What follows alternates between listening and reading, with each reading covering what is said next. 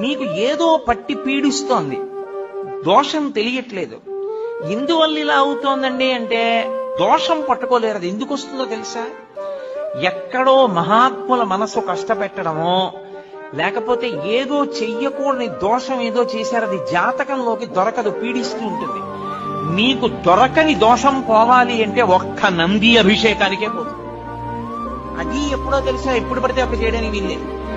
త్రయోదశి నాటి సాయంకాలం శివాలయంలో శివలింగానికి పొద్దున్న అభిషేకం అయిపోతుంది కాబట్టి అలంకారం చేసేసి రుద్రాధ్యాయంతో నందీశ్వరుడికి అభిషేకం చేస్తారు.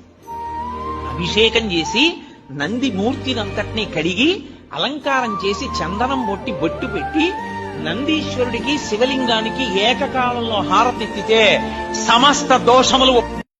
మీకు ఏదో పట్టి పీడిస్తోంది, దోషం తెలియట్లేదు. ఇందు